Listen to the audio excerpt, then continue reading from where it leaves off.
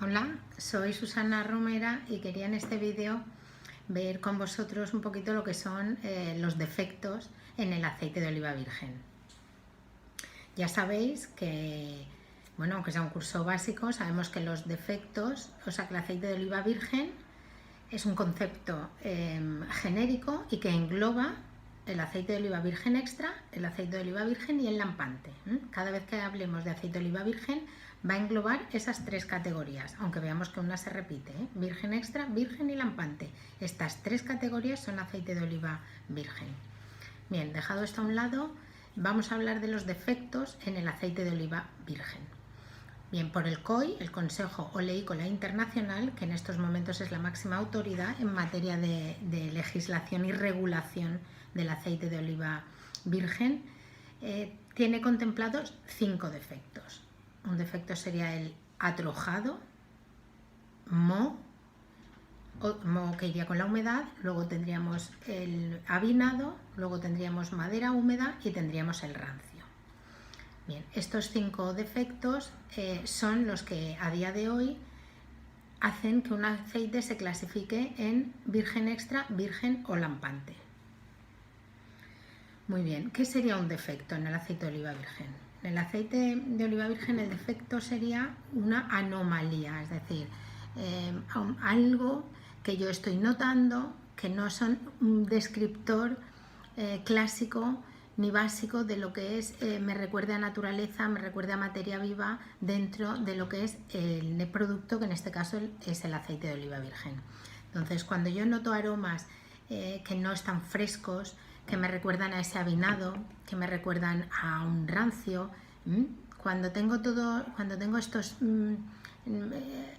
estos aromas que yo veo que no me recuerdan a esa naturaleza, a esos descriptores que son los establecidos para el aceite de oliva virgen, como es el césped, como es la manzana, como es el plátano, como es la higuera, como es la morera, como es el césped recién cortado.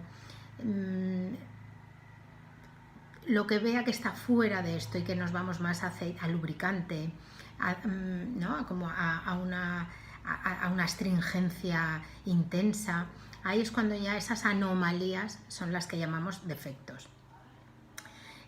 Así a grandes rasgos tendríamos el atrojado, como hemos visto, que viene un poco de aceitunas, lo que son amontonadas de aceitunas. El atrojado viene de los trojes, el término de los trojes antiguos, ¿no? Esas montañas de aceitunas que antiguamente se hacían esperando que llegase el momento de la molturación. Luego tenemos el avinado, que es cuando nos recuerda, como su nombre dice, evidentemente como a vino, ¿no? Aceites así como sucios, como con una fermentación incipiente. Ahí tendríamos la gama de los avinados.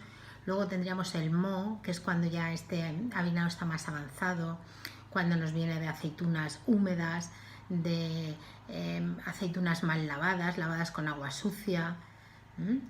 Luego tenemos el madera húmeda, un poco que se sacó cuando empezaron partidas de aceitunas congeladas, que venían ya congeladas, entonces sabía esa madera húmeda que no es una madera fresca, sana, sino un poco está ya apagada. No es un defecto muy grave, no muy grave, sino muy desagradable, pero bueno, está clasificado como y categorizado como un defecto. Y luego nos encontramos con lo que es el rancio, que son aceites con un problema de oxidación, que vamos a notar el rancio, sí que estamos bastante más habituados, porque pues eso, lo que es frutos secos pasados nos puede recordar a unas patatas rancias, lo da el paso del tiempo en muchas ocasiones, simplemente alguna plaga en ocasiones, ¿no?, que ha tenido el olivar. Y bueno, quería eso, dejaros caer que existen, que son estos que he comentado, y ya para profundizar entraríamos en el curso, ¿no?, profesional de cata, y en este básico por lo menos sí que quería que os sonasen y supieseis que cuando estamos delante de estos aromas y cuando nos encontramos con aromas parecidos, pues eso, al vino, a la fermentación, es que son unas anomalías, y estas anomalías son las que se llaman defectos. Y no quiere decir que sea malo el aceite en el sentido de que continúa teniendo sus propiedades como aceite de oliva virgen que es, pero ya es de una categoría inferior que el extra, y por ello pues sería conveniente pagar menos dinero. y un virgen extra, para finalizar, siempre tiene que ir asociado a de alguna fruta, a naturaleza, a algo vivo, si no en mayor intensidad, en menor, pero tiene que recordaros de alguna manera.